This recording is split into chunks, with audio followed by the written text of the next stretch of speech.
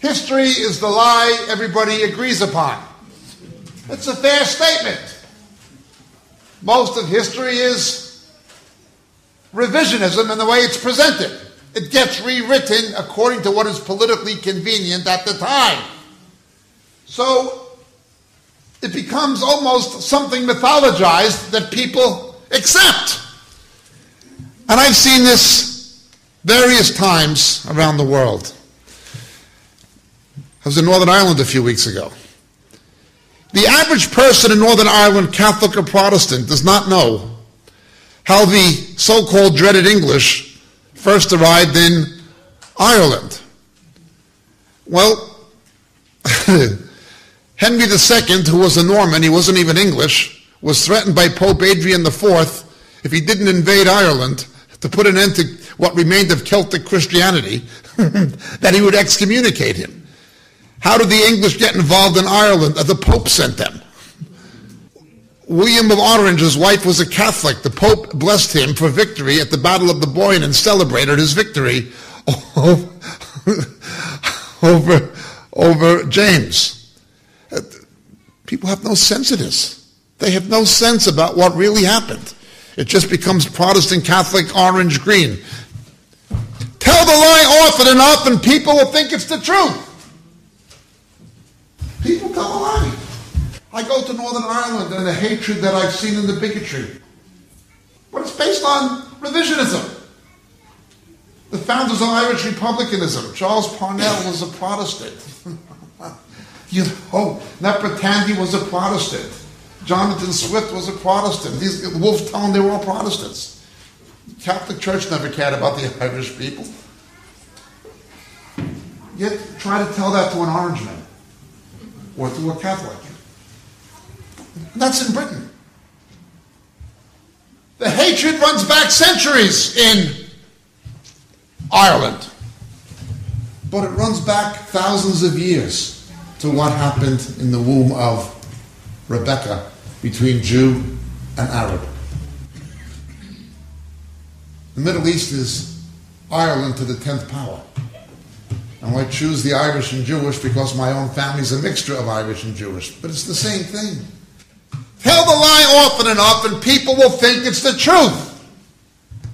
History is the lie everybody agrees on. Goebbels knew it. Just tell the lie often enough and people will think it's the truth. They'll accept it. Look how people accept Darwinism. Even though its fundamental premises cannot be defended in academic debate among scientists. There are fundamental questions Darwinists can't answer and admit they can't answer. Things that they fundamentally admit they can't answer but tell the lie often enough, people will think it is the truth. Tell the lie. We live in an age where the media is propounding a lie, where academics, usually of a left-wing orientation, are telling a lie, but also where churches, including in some cases evangelical churches, and their theologians, scholars, are telling a lie. Even though they may subscribe to the lie themselves, they may honestly believe the lie. It doesn't necessarily mean that they are all liars if they believe the lie, but they bought into the lie and they believed it. Just because somebody believes a lie doesn't mean it's true. There are three things that are natural bedfellows and work in harmony. You can juxtapose them. One is replacement theology, the idea that God is finished with Israel and the Jews. The church has replaced Israel to the negation of any prophetic purpose for Israel and the Jews. That is one lie. Second lie is anti-Zionism. The Jews have no right to be in the land of Israel as an independent nation. And the third is anti-Semitism, that there's something inherently sinister about Jews, when in fact the scriptures make it clear that the Jews are simply a microcosm of the human condition. If God had chosen anybody else, they would have done the same thing Israel did. God simply uses Israel as an object lesson to teach about the nature of fallen man. We are all stiff-necked. We are all rebels. Christianity has rejected the truth of the New Testament just as much as Talmudic Judaism has rejected the truth of the Tanakh. There are those who would say that anti-Zionism is not anti-Semitism. And it's only fundamentalist Christians from America who try to say it is in Christian circles. And they say that Zionism is apartheid. I'd like to quote a Baptist minister from the United States.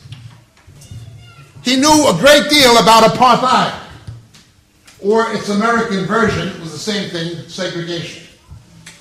Now, I remember this as a kid in the States, driving to Florida with my parents. This was Klan country, white only. I actually remember that stuff in the American South. We didn't have it in New York or New Jersey, where I was from, but it did exist in the South. And I remember what it was like. I remember what it was like. But there was this one Baptist minister from the American South, and he said, and he wrote, "Be not deceived.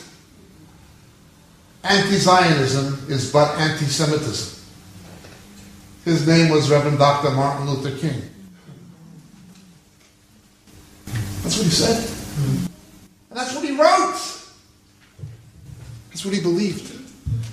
If anybody knew what racism and apartheid was, it was him. But he knew what anti-Semitism was. He knew what anti-Zionism was. When I see so-called evangelical scholars going off about Israel, they're inevitably the proponents of replacement theology. Now, when liberals do that, I expect it because liberal theologians are not Christians anyway, except culturally and in name. They are not in any spiritual or doctrinally valid sense real Christians. They are not regenerate. But when you see people who profess to be born again saying nonsense, it all comes down to their presuppositions and their impeccable packaging. One is an Anglican bishop who's a scholar, former bishop. His name is Nigel Wright. He has absolutely perfect Oxbridge English. And he is a credible scholar in terms of his knowledge of Sitzemleben, usually. I've heard him make mistakes, but he understands the cultural background of the scriptures quite well. Yet when he deals with Israel, and he deals with Zionism, it's all presuppositional. He doesn't even deal, essentially, in Romans 9, 10, and 11. The heart of the New Testament's teaching about the relationship between Israel and the church, he doesn't even deal with it. He circumvents the heart of the New Testament teaching on the issue. And he makes assumptions. The Israel of God in Galatians is the church. On what exegetical basis? The Israel of God is the faithful remnant of Israel who believes at this particular time that Jesus is the Messiah, into which non-Jews are engrafted. But he just states it as if it were a fait accompli without lending any exegetical support to his presupposition. It's presuppositional. You just say it presuppositionally so people will accept it as a fact. The late John Stott was another one. Stephen Sizer, of course, we won't even go there. He was to debate me on television, and he backed down. He did debate Calvin Smith, but not very successfully. But if you look at these people, what happens? It's amazing.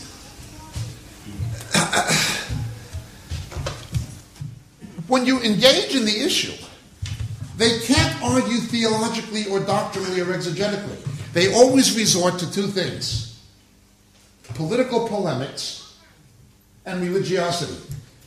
They give emotionally charged speeches about brotherhood and love instead of dealing with the factual issues.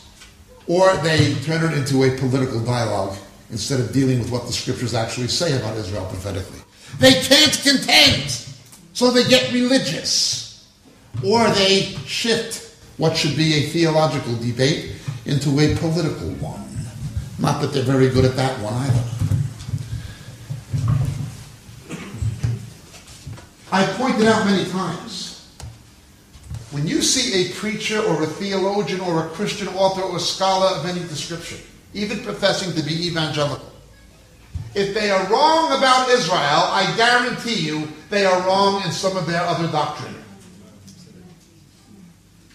Now, being right about Israel is not a litmus test of somebody being kosher. I guarantee it. Now, being right about Israel does not prove somebody's kosher. There are plenty of people who understand, and we've all seen them, and we know many of them. You know them. Who understand that God has a prophetic purpose for Israel and the Jews, but they've got Gentiles going under the law. The Messianic movement has been invaded by Meshuggahs who are trying to live under two covenants, like the Seventh-day Adventists. Putting even non-Jews into bondage to even rabbinic tradition. Being right about Israel doesn't prove somebody's kosher. However, if they're wrong about Israel, I guarantee you they're not kosher. They're wrong in their other doctrines somewhere. I've never known anyone who was into replacement theology who was not fundamentally off in their other doctrine. Take a famous case like John Stott. He went down the ecumenical road. Then he went down the annihilation road. We can't tell people there's a hell. If you die, you'll be annihilated. You won't exist anymore. That's what unsaved people think anyway. You'll always find if they're wrong about Israel, they're wrong about something else. I've never encountered a single exception. My own view, most of you know, and not only my own, but my own view is that most of what we call Christianity is Christendom. It is patristic. It comes from the church fathers, not directly from the New Testament. And most of what we call Judaism is not scriptural. It is not Mosaic. It is Talmudic. So what you have is a corruption of Judaism and a corruption of Christianity. One claiming to be something it isn't, and the other claiming to be something it isn't. The Judaism of the rabbis, it is my contention, is not scriptural Judaism. There's no such thing as a rabbi in the Old Testament. You won't find the term. It means great one. There was no rabbi. There was Levites. There were Kohanim. But there was no rabbis. There was no synagogue. There was no Bet Knesset. There was a Bet Mikdash. It is a very different religion. Scriptural Judaism has not existed since 70 AD. It's not been possible to practice it. Judaism was invented by people like Yochanan ben Zakkai and Rabbi Akiva. It was developed by the Gaonim. Basically, it came from Babylon with the Babylonian Talmud. All false religion comes from Babylon, including much of what we call Christendom. You won't find the rabbi any more than you'll find the Pope or purgatory. It's just not in that. People invented this stuff. But my argument tonight is not with people who've changed Judaism or who've changed Christianity. It's with those who deny the prophetic purposes of God for Israel and the Jews. Understand, my disagreement with Talmudic Judaism in no way offsets or influences my agreement with the right of the nation Israel to exist in its biblical homeland. The two are not mutually exclusive. As I was talking to somebody today, let us remember something. Jews are very defensive about anti-Semitism, and understandably so. They have good reason to be based on their history. But if the rabbis had had their way, there would be no Israel. The rabbis were almost uniform in their condemnation of Theodor Herzl and the Zionist movement.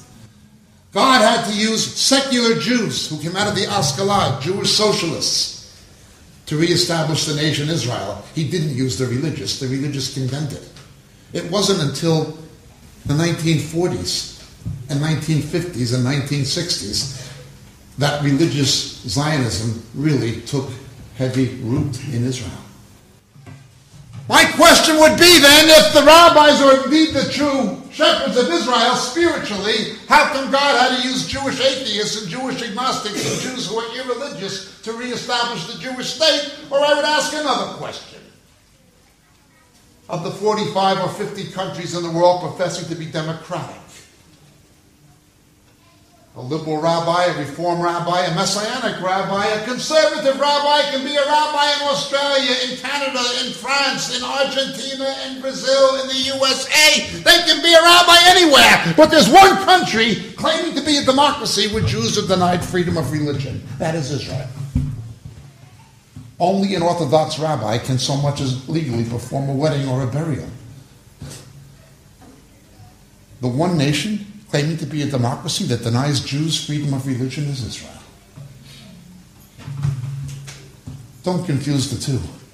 Support of Israel and the Jewish people does not equate to support of Talmudic Judaism. Once again, if the rabbis had their way, there would be no Israel. They condemned Ben-Gurion. They condemned Herzl. They condemned Zionism. Let's just talk about Israel. The first opponents of Zionism were not Christian, neither were they Muslim. The first opponents of Zionism were Orthodox Jews and liberal Jews. They call their synagogues temples, testifying to the fact that they don't believe the real temple would ever be rebuilt in Jerusalem. So anti-Zionism did not begin with Christians or people claiming to be Christians. Neither did it begin, strictly speaking, with Muslims. Anti-Zionism in the modern sense began with professing Jews. It began with rabbis. It began with Orthodox Jewish people. That's an irony in itself. It's an irony in itself. Nonetheless, let's continue. You know, much of the opposition coming from the media can be understood politically. It's to do with the oil lobby and with the banking establishment that recycles petrodollars through the City of London. Much of it can be simply explained by the power of the purse. We are expected to buy into an obvious myth that nobody in their right mind believes. Dare not ask the question that's obvious. Again, there are approximately 52 nations in the world that are Islamic. And when you ask the question, show me one, just one of these 52 nations that will give Jews and Christians the freedom that Israel and the Western democracies give Muslims, they can't show you one. They can't even show you one! But the media just conveniently ignores that. You're expected to ignore the unignorable and not ask the obvious question. That doesn't fit the narrative. It's always about the narrative, not about the facts. There's a narrative. This is what we're going to believe. This is the party line. This is what communism was based on, Sovietism. It's Vestia and Pravda. Truth was not the fact. Truth was what the Politburo said it was. Factual reality was irrelevant. It's the narrative. We are being fed a narrative, force-fed it. Much of this comes from academic institutions. What they won't tell you, of course, is the funding of universities and academic institutions from the Persian Gulf. Well, let's talk about these academic institutions who are increasingly anti-Israel. There are exceptions. There are exceptions. But anybody in the real world of business or the professions knows something. As a rule of thumb, as a generalization, those who can't do, teach. There are exceptions. If you're no good in court, become a law professor. If you're no good on Wall Street or the City of London, become an economics professor at LSE. And if you're no good in the pulpit, teach in a seminary. Those who can't do, teach. Are there exceptions? Yes. Now, I'm only speaking in non-scientific fields. In scientific fields, it's not true to the same degree. These are people who are academics. They're detached from the real world. They couldn't make a living in the real world. They would not have the ability to be competitive in a marketplace. So they went to academia. Fact is ignored. Fact is ignored. What I'd like to do now is simply equip Christians how to respond to the basic objections we continually hear proposed as if they were factually true. How do we respond to this narrative we're continually getting? We get it from academic institutions, we get it from the media, we get it from left-wing politicians, but we're increasingly getting it from the church, the Presbyterians, the Church of Scotland, the World Council of Churches, and even evangelicals in some cases. How do we respond? The litany of myth. Let's just call this the litany of myth. First myth. The restoration of Israel is not taught in the New Testament. You are simply taking it from the Old Testament as if the Old Testament, the Tanakh, is not the Word of God. Myth 1. Zionism not in the New Testament. Turn with me, please, to the Gospel of St. Luke, chapter 21, verse 24. Jerusalem will be trampled underfoot by the Gentiles until the times of the Gentiles are fulfilled. Gentiles eknon, until, plethero. A time would come when the time of the Gentiles would end, and it would have something to do with the Jews not only being in the land, but being specifically in Israel. Now, there are related terms found in Romans 11 and in the book of Revelation and the prophet Daniel. But Jesus said directly, a time would come when the Jews would have to be nationally restored to Jerusalem. As we looked at this morning, Jerusalem is where Satan got his biggest defeat, and it is where he will get his final one. Look with me to the Gospel of St. Matthew, chapter 23. Remember, people inserted the chapters, not God. They're not in the original text. But when we read it in context, the preface, as it were, the prelude or the preface to Matthew's version of the Olivet Discourse begins in chapter 23 of Matthew. Verse 37, Jesus is weeping over Jerusalem. O Jerusalem, Jerusalem, who kills the prophets and stones those who are sent to her. How often I wanted to gather you and gather your children together the way a hen gathers her chicks under her wings, and you are unwilling. Behold, your house is being left to you desolate. He's echoing the prophecies of Daniel chapter 9. The Messiah would come and die before the second temple would be destroyed. Your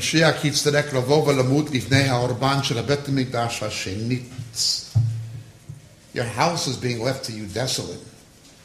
For I say to you, from now on, you shall not see me until you say, blessed is he who comes in the name of the Lord. Baruch haba b'shem Adonai. If you're a Catholic, benedictum qui veni in nomine Dominum. That's what it says. He's weeping over Jerusalem. The Jews would have to be in Jerusalem for him to return. There are passages in the New Testament that would have to be spiritualized out of context to negate their literal meaning. 2 Thessalonians chapter 2, among them Revelation 11 being another. But plainly, Jesus made it clear the Jews would have to be back, and that's without going to the Old Testament. It's without going to the Tanakh. Clearly and plainly, Jesus said it. Why do I never hear replacement people dealing with these prophecies? the very words of Jesus? Why don't I hear them addressing it? Why is it always ignored, circumvented, discounted? Why doesn't it feature in their treatment of the Scripture? It is a myth. It is the first myth that it's only something taught in the Old Testament, not the New. Show them Luke 21:24. Show them Matthew 23. After you do that, then you can go to things like 2 Thessalonians 2. It's a myth. First myth. First myth. What's the next myth? That the Jews took a Palestinian land. Palestine is, of course, simply the Latinization of Philistine, a 2nd century term invented by the Romans. As I pointed out before, Philistines were not an Arab people ethnically. They were an Indo-European people, Grecian. They were like from Crete, places like that. They worshipped the fish god Dagon. Every anthropologist knows this. Everyone. A Philistine has not existed in more than 2,600 years. An ethnic Palestinian has not walked the earth in 2,600 years plus. And when they did, they were not Arabs. They were Greeks. But the tooth fairy came with the magic wand.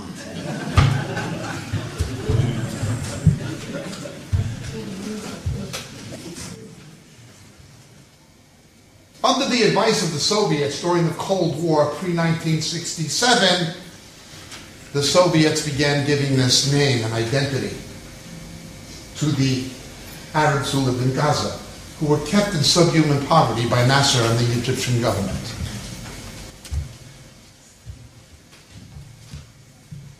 The Arabs in the West Bank were Jordanians.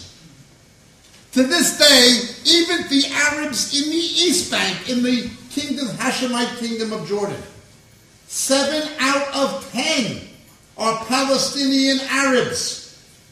Only 30% are Bedouin. They went to bed one night in the early 1970s as Jordanians.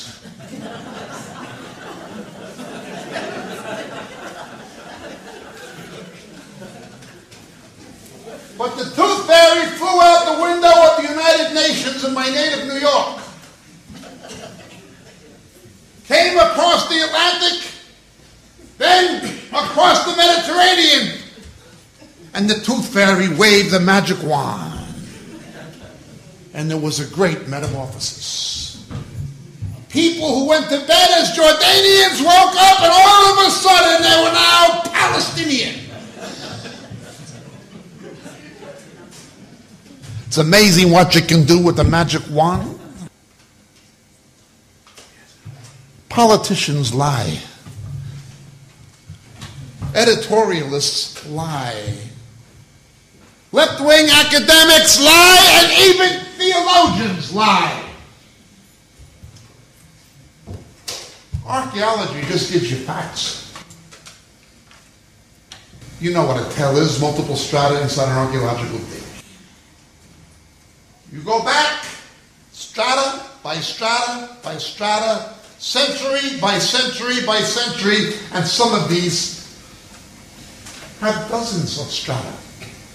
You can go to a tell like Tel Megiddo, 17 major strata. You can find in these strata and the tells Byzantine ruins, Crusader ruins, Ottoman Turkish ruins, Roman ruins. But no matter how far you go back, the original one is always Jewish ruins. And we know from the scriptures that Abraham was in the land from the time of the Canaanite. They're the indigenous people. Who says so? The Judeo-Christian scriptures? No. Archaeology says so. The obvious question I always ask. No, I do not object to Hispanic Americans living in Arizona, or to Asian Americans, or to Afro Americans, or European Americans living in Arizona. They can all live in Arizona if they want to, as far as I'm concerned. But don't tell me an Apache is an occupying presence. An Apache cannot occupy Arizona. An Irishman cannot occupy County Tipperary. A Maori cannot occupy New Zealand. An Eskimo cannot occupy Greenland. Why? Because they are indigenous. By definition, an indigenous people cannot be considered an occupying presence unless they are a Jew. It doesn't make sense, does it? And we're supposed to believe it's non-biased? How can an indigenous people be called an occupying presence? The occupation of somebody else's land? Second myth. The indigenous are occupiers. If they're indigenous, they cannot possibly be occupiers. But you're supposed to suspend all critical faculties, divorce yourself from reality, and listen to the left-wing academics. You know, those who can't do, so they teach. But let's continue further. What you have done, what the Israelis have done, what the Jews have done, backed by America and the West, to the poor Palestinian people. The United Nations is no friend of Israel. But an agency of the United Nations is the World Health Organization. They say, not me, they say, in terms of everything from infant mortality to unemployment to longevity, the standard of living of Arabs in the West Bank increased 320% under the Israelis as compared to what it had been under the Jordanians. In Gaza, before Hamas took over and the Israelis left, it increased 370%. We're not talking about a second car or a platinum credit card or a convertible. We're talking about infant mortality, longevity, education, employment, the essentials of life. The poverty and suffering of the Palestinian people because of these Zionists. Tell the lie often enough and people will think it's the truth. Yeah. Well, let's see what has caused the poverty in Gaza. After the Israelis left, the Palestinian Authority, Yasser Arafat's crowd, pilfered and looted the international aid given by America, Britain, and Europe. They looted it. They embezzled it. They stole most of the money designed to build an infrastructure. That is why the people turned to Hamas. But then Hamas pilfered and extorted the aid to build bunkers and fashion military apparatus to be used against the Israelis. It is their own corruption that reintroduced poverty to Gaza and the West Bank. Under the Israelis, the poverty decreased radically and drastically. Unemployment went down. Infant mortality went down. Longevity increased. Third myth, the Zionists caused the poverty. No, according to the World Health Organization, the Zionists alleviated the poverty. And had it not been for the radicals within the Islamic communities, it would have increased even further. Fourth myth. Land for peace.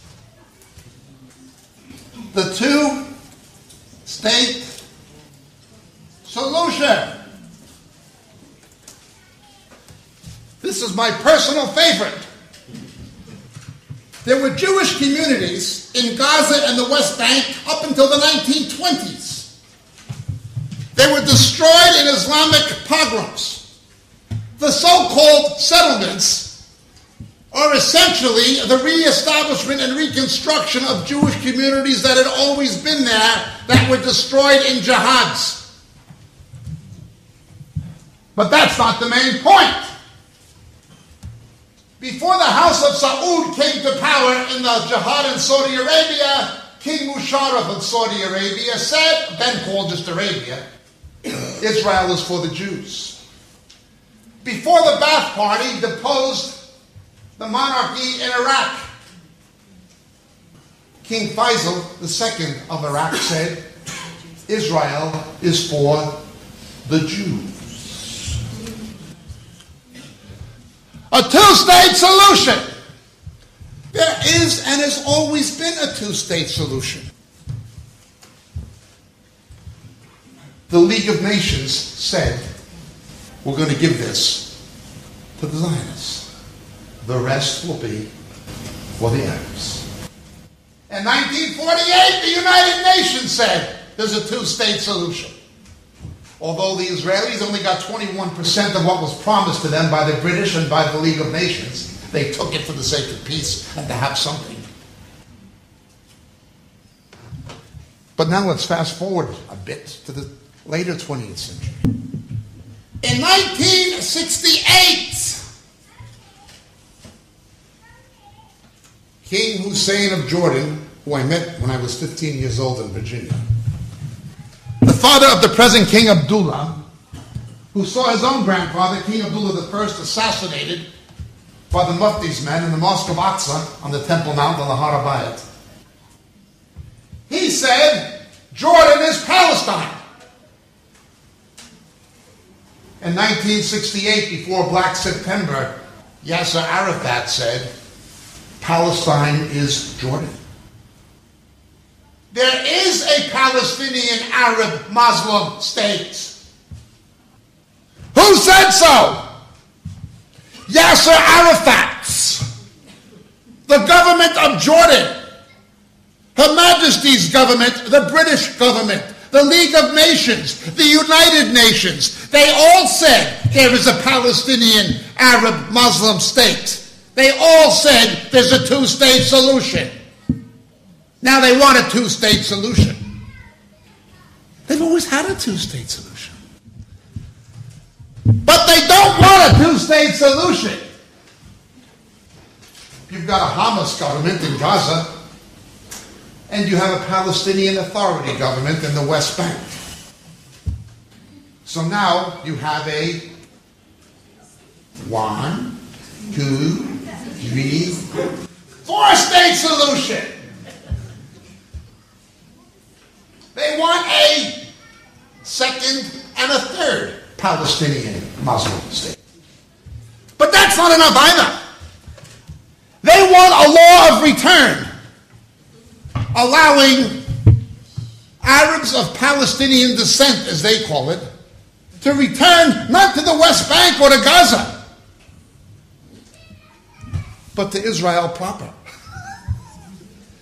They want a 5-state solution. In other words, they want all of it.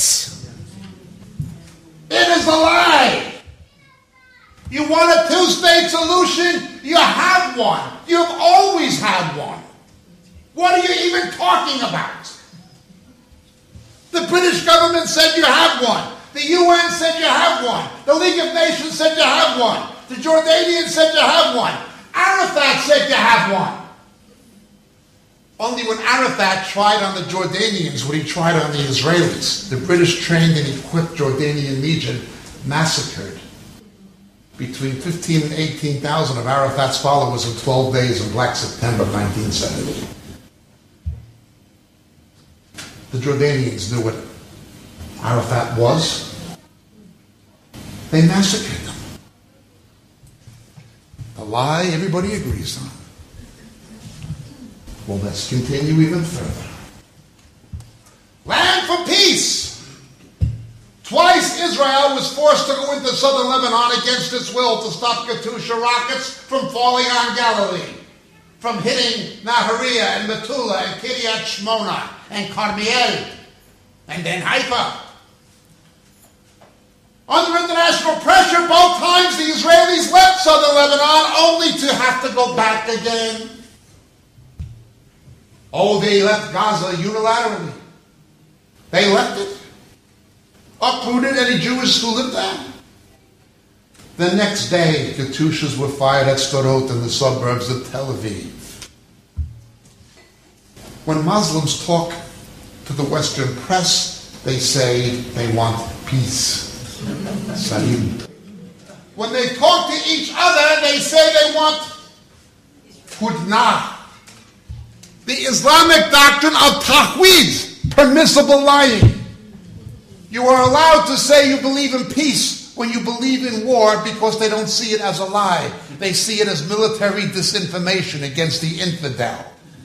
It is when Muhammad made a strategic withdrawal, as they put it, to Medina from Mecca until he got the upper hand. Then he returned to Mecca and wiped everybody out who got in his way. That is their definition of peace. We want peace. It's 5. Land for peace. Let's face realities. From May of 1948 until June of 1967, more than 19 years. Not only the Golan Heights, put that to one side. East Jerusalem, the West Bank, and Gaza. East Jerusalem, the West Bank, and Gaza were all in the hands of Arab Muslims. If they wanted another Palestinian Arab Muslim state, in addition to the one that they said they already had in Jordan, why didn't they simply establish one when they had nearly 20 years to do so? Nobody would have stopped them. They had nearly 20 years to make another Palestinian Arab Muslim state. 20 years? But they saw no need for it until they lost the wars. The lie everybody agrees on. It's not about Salim. It's about Hudna. It's the Islamic doctrine of Tahweed. That divides the whole world into 2 camps, the Dar al-Islam and Dar al-Harb. You know what they say in their rallies? When they bury terrorists and turn them into political rallies, war cry? First the Saturday people, then the Sunday people. First we're going to murder the Jews, then we're going to murder the Christians. Well, let's continue looking at this. Let us be honest and realistic. First the Saturday people, then the Sunday people. The human rights abuses. I debated whether to do this, to bring it in on my iPad for a PowerPoint. Some of the pictures are too ugly with the children being beheaded. Christian children being beheaded. You want to see human rights abuses? Look what the Muslims do to each other. They've got a problem. Their problem, of course, is the doctrine of Ummah, which erroneously teaches in the Surah and the Quran that Muslims are one nation and one people. Of course, the scriptures tell us something different. The scriptures tell us they are not one nation and one people. Ishmael's seed will always be divided, and Esau's sword is against his brother. Until they accept Yeshua HaMashiach, Jesus, they will always be divided. Islam requires a common enemy because it's the only basis of unity. Look what ISIS is doing. The hatred between Sunni and Shia, and between Shia and Shia, and Sunni and Sunni. It's unbelievable. They need a common enemy or they will kill each other. It's their only basis of unity. That's how they want peace. They want peace among themselves. They need a common enemy. Otherwise, there will be no peace among themselves. There never has been. What Saddam Hussein did to Kuwait, what happened between northern and southern Yemen. Most jihads in the world have always been and remain Muslims killing other Muslims. Would you look to the genocide of Christians in Darfur and Sudan, and nobody said a word? Would you look what's happening in northern Nigeria? Nobody's saying anything hardly. With Boko Haram. Abu Sayyaf in the Philippines. Oh, this is the next myth. Zionism provokes radicalism. You realize at the present time in history, in the early 21st century, there are more than 3 times as many conflicts involving Islam in the world, including Muslim against Muslim conflict, than there are all of the other religio people groups put together? If Israel didn't exist, if there was no Israel, we would still have over 300,000 dead Christians in East Timor. We would still have over 90,000 dead Christians in the southern Philippines. We would still have 3.4 million dead Christians in Sudan and Darfur. We would still have at least 1.3 million dead Christians in northern Nigeria. If Israel didn't exist, we would still have what happened in Beslan, Russia, what happened in Mumbai, India. We would still have September 11th. We would still have the London tube attacks. We would still have.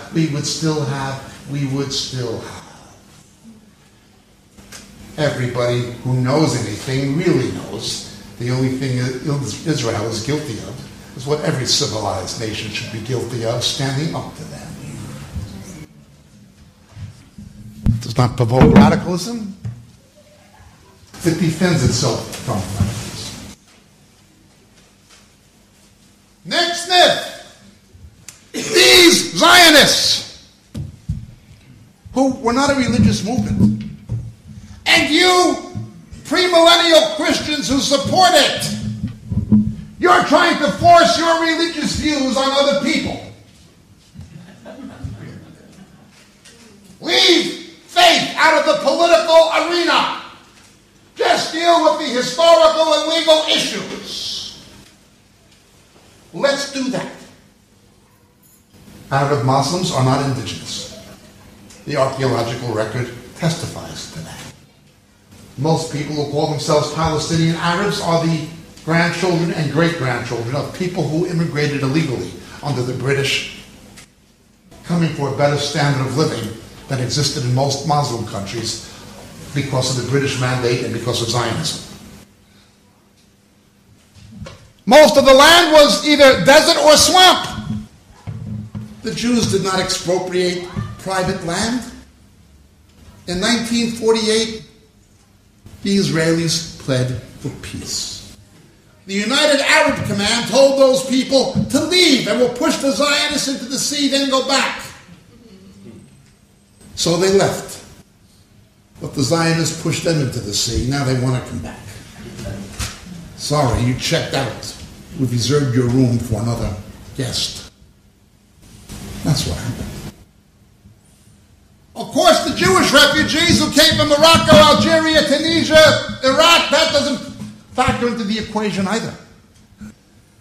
Israel absorbed all those Jews. That's a significant cost economically, but they absorbed them. the Islamic world, with its doctrine of Ummah, kept these people in refugee camps. After telling them to leave, they put them in refugee camps and kept them there for generations. Oh, they're in refugee camps because of the Israelis. The overwhelming mass of Palestinian Arabs in refugee camps in countries like Lebanon particularly did not flee Israel.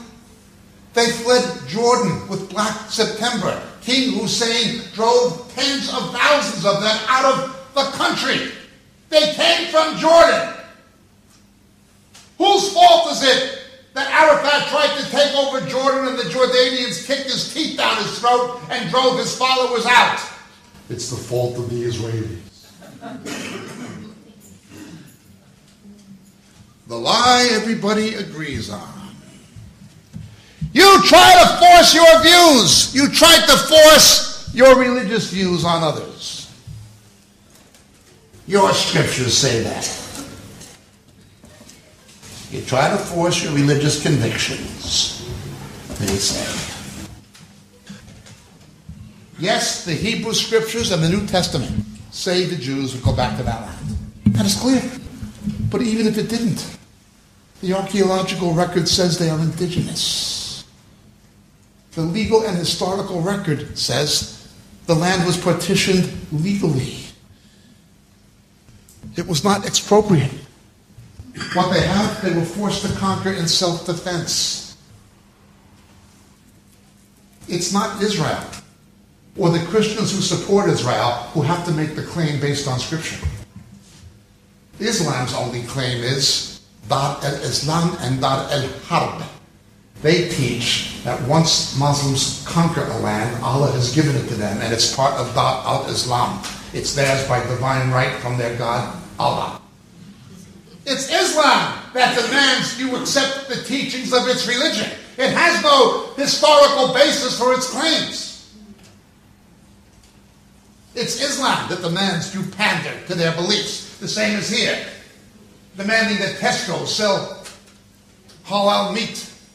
It's Islam that makes those demands. It's not Judaism or Christianity. Tell the lie often enough, people will think it's the truth. But what's really happening? And why is it happening?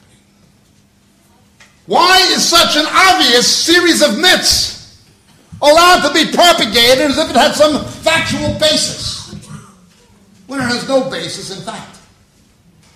Why is it accepted? It wouldn't stand up to any standard of academic or legal scrutiny. It's as bogus as Darwinism. It's a nonsense argument.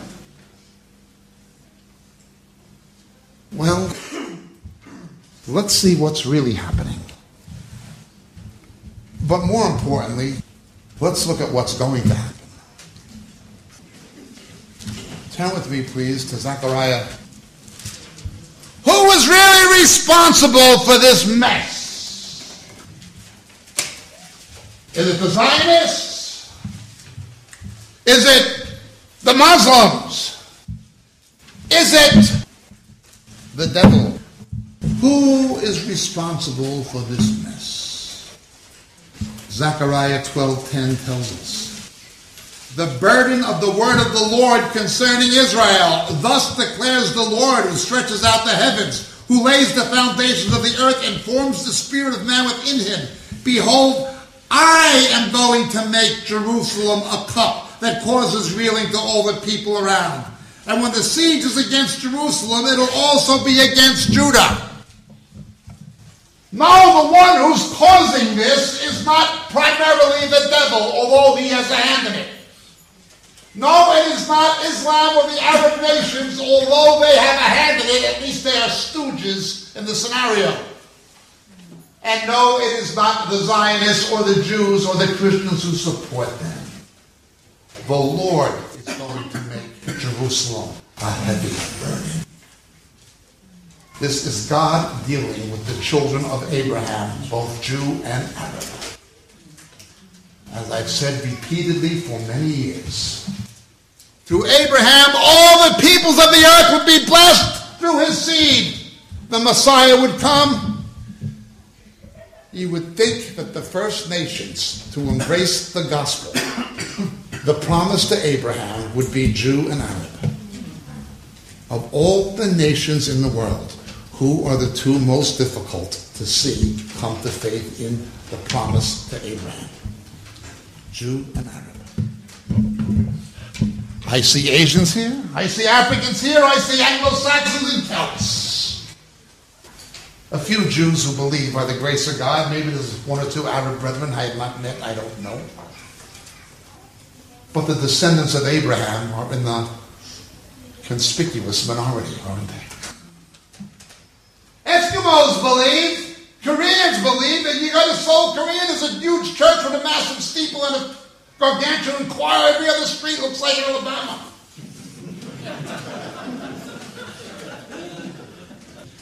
Churches are growing like wildfire in Africa, the Philippines, Latin America, areas of Asia. What's the problem with Abraham's children, the Jews and Arabs? Why won't they believe? The Lord is causing Jerusalem. All who lift it will hurt themselves grievously. Once again, it is where Satan got his biggest defeat, and it is where he will get his final one. Verse 3, I will make Jerusalem a heavy stone for all people. All who lift it will be critically injured. The nations of the earth will gather against it. How many UN resolutions passed against China for Tiananmen Square? 1.3 billion people have watched it to date on TV and on the internet. 1.3 billion people have seen Tiananmen Square, and it is the official position of the Chinese government in Beijing that it didn't happen. How many UN resolutions passed against China for Tiananmen Square? None. All the nations of the earth will gather against it. And that day, declares the Lord, I will strike. Oh boy. Well, we know what it's coming to. We know what it's coming to. Verse 7, the Lord also will save the tents of Judah first, in order that the glory of the house of David, and Bet David, and the glory of the inhabitants of Jerusalem may not be magnified above Judah. And that day the Lord will defend the inhabitants of Jerusalem. The one who is feeble among them in that day will be like David, and the house of David will be like God, like the angel of the Lord before them. An Old Testament victory of apocalyptic proportions. And that day it'll come about, I will set to destroy all the nations that come against Jerusalem, and anybody who lifts it will be hurt grievously. What will happen in that day, as you continue to read Zechariah, a lot of things happen before it. Things have always happened to the Jews in thirds. Remember, not a hair of your head will perish, but Ezekiel had to shave his head. 1/3 of the hairs from his head he had to burn with fire. 1/3 he had to chop up with a sword, and 1/3 scattered to the breeze. He took a few hairs and tied them into the fringe of his garment. What does a Jew have in the fringe of their garment? Tzitzit. The remnant who kept the word of God kept them. What happened to the rest? 1/3 were killed by the sword with the Babylonian invasions. 1/3 were asphyxiated when Jerusalem was burned, and 1/3 was scattered to the diaspora. In the 1930s and 40s, 2/3 of European Jewry, 1/3 of global Jewry were wiped out. Not to make light of any of those things, but what's coming will be worse. 2/3 of the Jews in Israel, 2/3 will face the consequences of making a covenant with death. Having rejected the true Messiah, they will accept the false one. Walk down the high street in Golders Green. We want Mashiach now. Oh, they're going to get a Mashiach, all right. They're going to get the Anthropon Enomon, the man of lawlessness, Asara Mashiach, the Antichrist. Something terrible is going to happen. That's why God is letting this happen. It is the curse of the law. It is Leviticus 26, it is Deuteronomy 28. Why the Holocaust? Why the pogroms? Why the Spanish Inquisition? Read the book. The Mashiach will be a prophet like Moshe Rabbeinu. Deuteronomy 18. I will hold you accountable if you don't believe in him. The time of reckoning is coming.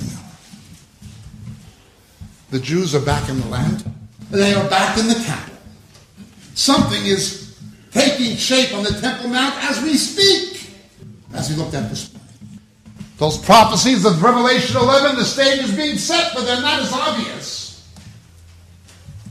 What Daniel warned of, Hashikutza Meshomem, the abomination of desolation, it all adds up. It's all moving that way. It's moving that way quickly. I'm not an alarmist or a sensationalist, but I know what the scriptures say.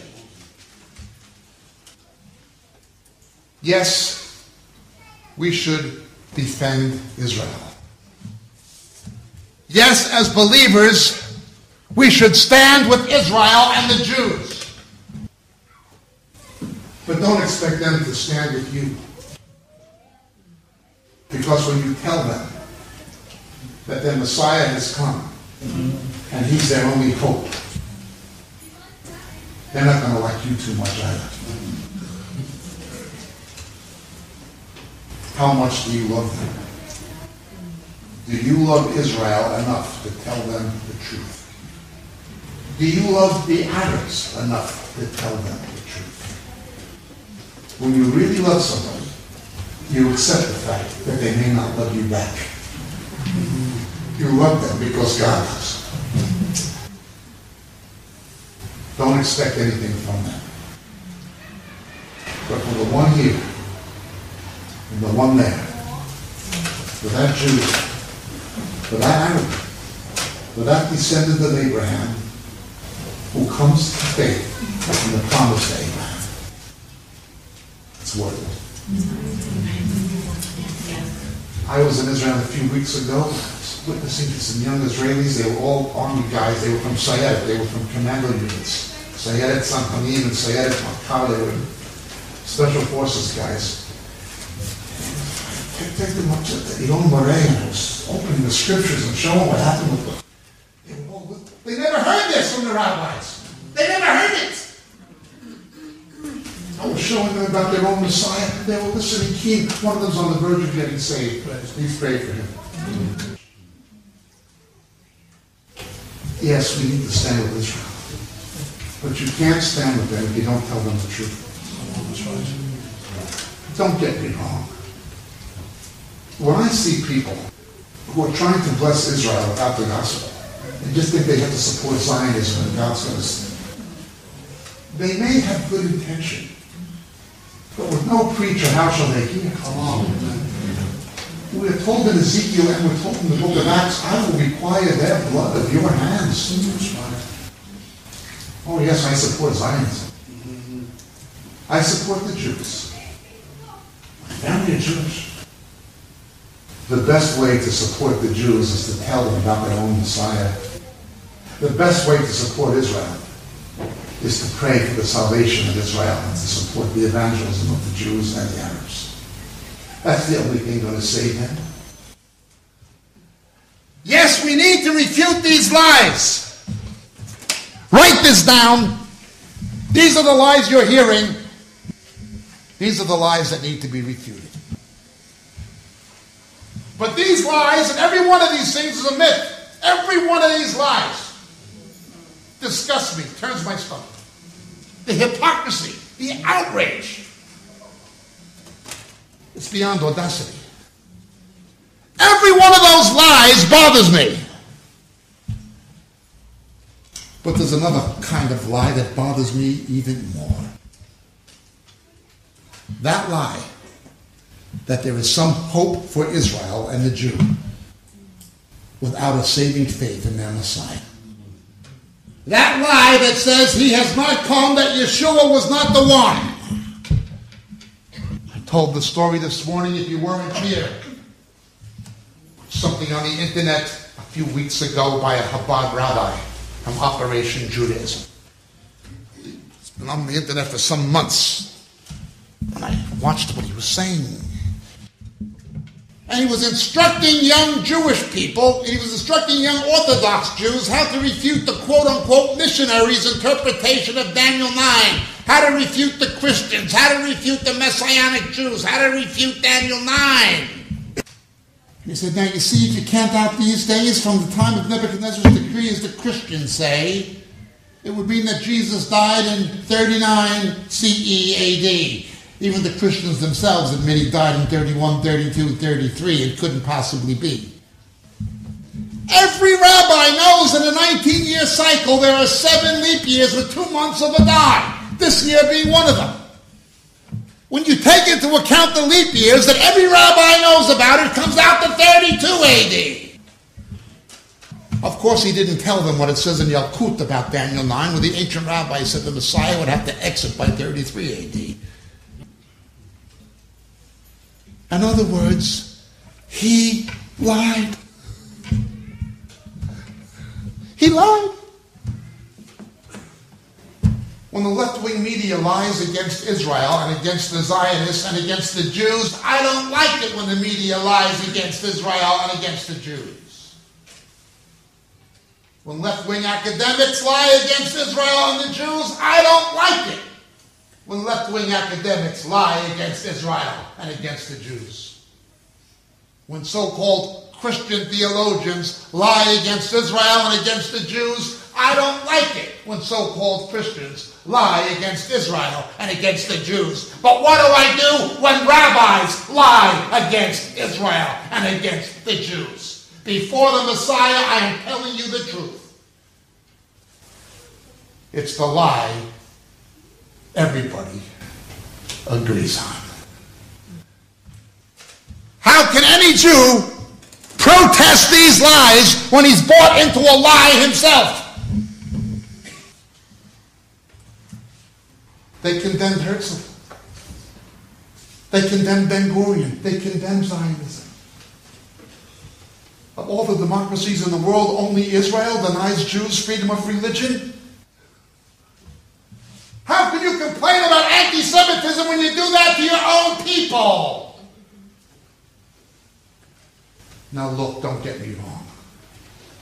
I'm sickened and disgusted with people like Sizer, who will go to Iran, that is martyred 98% of its evangelical pastors. While Christians are on death row in Iran, he's on TV with them kicking Israel. As long as you hate Israel, you're his brother. Overlooking the fact that the ideology of Hezbollah and Hamas are identical virtually to ISIS and Al-Qaeda and Boko Haram and Abu Sayyaf. Yes, it enrages me that they will turn their backs on the persecuted church in Saudi Arabia, in Iran, in Sudan. It enrages me that they will turn their back on persecuted Christians to befriend the Islam that's persecuting Christians in order to gang up on Israel. It enrages me. Israel has the best human rights record in the Middle East, the best women's rights record in the Middle East, the best Christian rights record in the Middle East. The best. Is it without fault? No, it is not. But it has the best record compared to the best. And compared to the others. This is undeniable. But it is also undeniable that the only democracy in the world denying Jews freedom of religion is Israel. That my son, my only son, volunteered to go to Israel, could have went to the legal court, but volunteered to fight in a combat brigade, while a yeshiva boy gets a subsidy to avoid the army.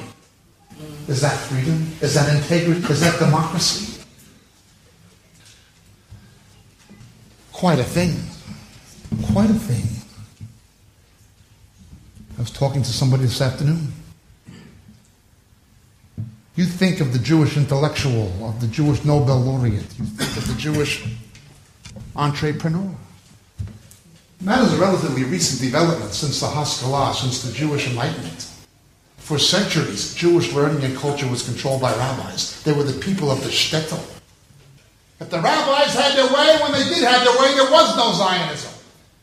Now that there is an Israel, despite the rabbis' opposition, they want to control it. You only see the Jews having their day in overachievement since the Haskalah, since the rabbis lost their grip and control on Jewish culture and education. This is a fact. There's a lie. Yes, these lies must be refuted. And they aggravate me. I will refute any one of these lies. But there's a bigger lie still. That lie is that Yeshua is not the Messiah. The Messiah had to come and die before the second temple would be destroyed. The ancient sages admitted, Targum Yonatan, that Isaiah 53 is about the Messiah. In the synagogue liturgy for Yomah, the Day of Atonement, Eliezer HaKalir put Isaiah 53 about the Messiah in the synagogue liturgy for Yom Kippur. You take any messianic prophecy, Rashi, the very Rashi who said Isaiah 53 is not about the Messiah, said that Zechariah 12, the look upon me who they had pierced is. Enough lies. Now let's look at the truth. I will pour it on the house of David, in verse 10 of Zechariah 12. On the house of David and on the inhabitants of Jerusalem, the spirit of grace and supplication, so they'll look upon me who they have pierced, and mourn for him as one mourns for an only son, and weep bitterly over him like the bitter weeping over a firstborn. When your enemies tell you lies, it's very wrong. When you lie to yourself, it's a disaster. By the grace of God tonight, I've tried to tell you the truth about the lies the enemies of Zionism are telling about Israel. But by the grace of that same God of Israel, I've tried to tell you the truth about the lie most Jews are still telling themselves. Tony and myself will be here and talk to anybody who doesn't know Jesus as the Messiah. Brother Nissim is here. Tony's here. Andy's here. Please, please. If anything has touched you tonight and you don't know him as the Messiah, don't walk out that door without talking to us. Please stay and talk to us. Get Zeichen, Lichtraut.